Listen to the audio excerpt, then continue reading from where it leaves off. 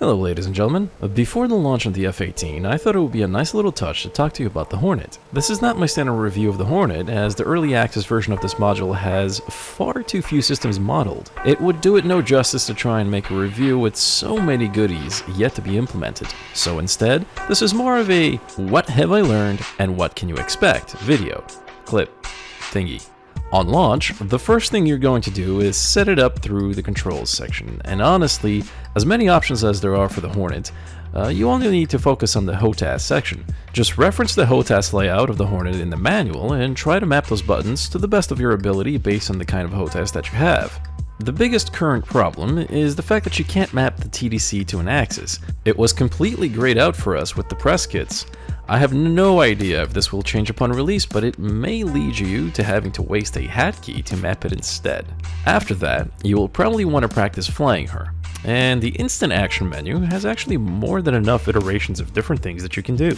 I would suggest just hopping right into a free flight. If you've flown most other fixed-wing aircraft in DCS, you'll find that the Hornet doesn't do anything particularly different that would make it hard for you to get used to her flight characteristics. Just like with any other module, she has her own quirks which you will learn on your own, but in essence, she's very easy to fly.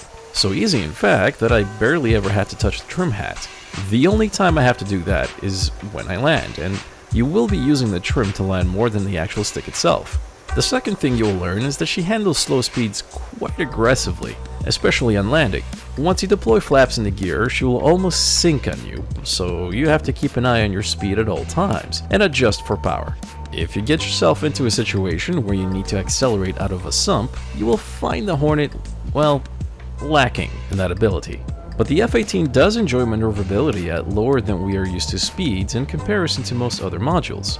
So when used properly by honestly better pilots than myself in a dogfight, this thing is an absolute monster in a turn fight. There isn't much to say about the systems just yet, since the more exciting things are coming in later, and what you will get upon first release will be, well, less than thrilling.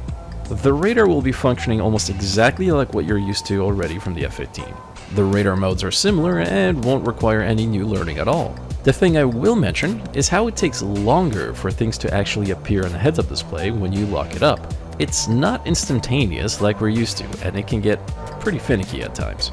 As far as what you get to shoot with upon release, you will be capable of using AIM-9s and AIM-7s, and you will be capable of using a couple of Dom bombs and CCIP, and that's about it.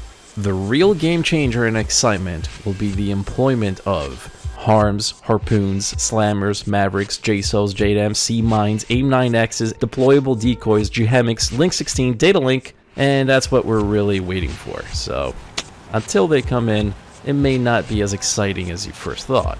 So upon launch, don't be discouraged.